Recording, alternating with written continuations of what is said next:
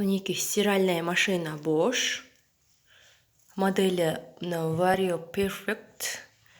4-ші серия. Ашылмайды стиральный машинамыз. Негізі жуып болдым дейді. Міне көріп тұрғандарыңыздай end деп тұр. Тартсаң ашылмайды. И мынандай дыбыс шығады, көрдіңіздер ма? Өшіріп қойдым. Тартам, ашылмайды. Бұндай жағдайға не үшін тап болады?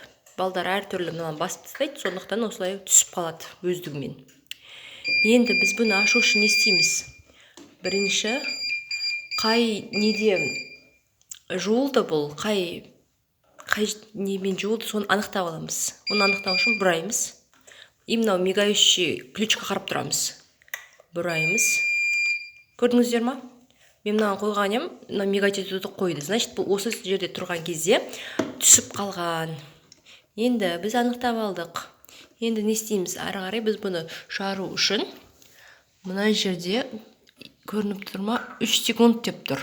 Яғни біз мына жердің ортасын 3 секунд басып тұру керекпіз. Басамыз. Болды. Болды. Мінекей. Мінекей. Есігіміз ашылды. Осылай оп-оңай шығарып ашып алсаңыздар болады.